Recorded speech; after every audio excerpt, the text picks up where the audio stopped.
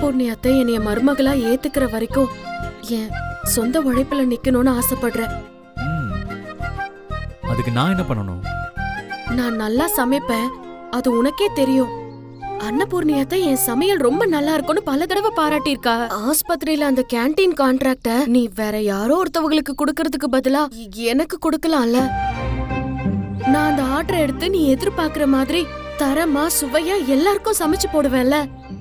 அது அப்படி இல்ல சிந்து. உனக்கு ஆர்டர் கொடுத்தா மத்தவங்க என்ன சுயநலவாதியா நினைக்க மாட்டாங்களா? நீ ஒன்னும் எனக்கு பொண்டாட்டிங்கிறதுனால அந்த ஆர்டர் கொடுக்க வேண்டாம் டாக்டர். நீ மத்தவங்களையும் சமைக்க சொல்லி யாரு நல்லா சமைக்கிறாங்களோ அவங்களுக்கு தானே வாய்ப்பு தரேன்னு சொன்ன. அவங்களோட சேர்த்து நானும் சமைக்கிறேன். அவங்கள விட நான் நல்லா சமைச்சா எனக்கு ஒரு வாய்ப்பு கொடு. இல்லனா யாரு நல்லா சமைக்கிறாங்களோ அவங்களுக்கே வாய்ப்பு கொடு.